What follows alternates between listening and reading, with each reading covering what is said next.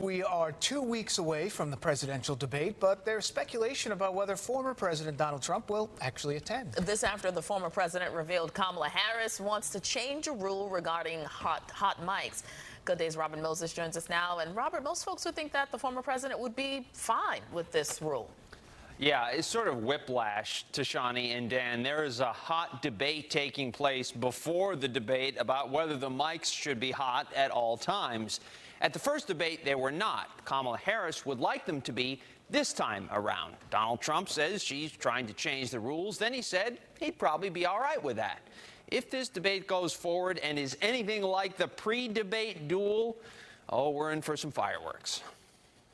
If there's a debate. Former President Donald Trump's caveat, buried near the end of a long speech he gave in Detroit, caused many to wonder whether he will back out of the debate that he previously agreed to on September 10th on ABC. The single worst network for unfairness. I think ABC should be shut out. The former president groused not only about the network, but also about Vice President Kamala Harris asking for a change in the ground rules. She wants both candidates' microphones to be live throughout the full 90-minute broadcast. At the previous debate on June 27th, the microphone of the candidate who was not speaking was muted. Now all of a sudden they want to make a change in the rules because she can't answer questions. But former President Trump suggested that he would agree to having both microphones live at all times. Doesn't matter to me. I'd rather have it probably on. The debate over the debate unfolded with Vice President Harris off the trail for another day.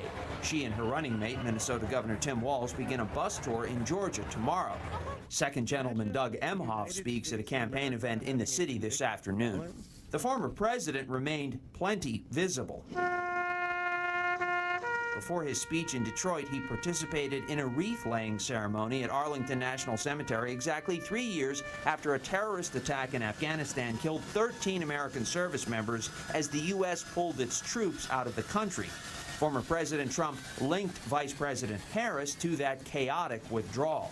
Kamala Harris failed our soldiers and their families, his campaign said. Also yesterday, federal prosecutors asked an appeals court in Atlanta to reinstate the classified documents case against the former president. The prosecutors argue that trial judge Eileen Cannon was incorrect to throw out the case last month. In that ruling, she said that Attorney General Merrick Garland appointed special counsel Jack Smith illegally. The prosecutors argue that Cannon is wrong. Former President Trump's campaign says he will not attend a fundraiser for those who were charged for their participation in the January 6th riot at the Capitol. While he says he will not be there, the fundraising gala will take place September 5th at Trump National Golf Club in Bedminster, New Jersey. The former president has long maintained that defendants from January 6th have been treated unfairly. Dan? Could be an interesting night out in Jersey. Thank you very much, Robert.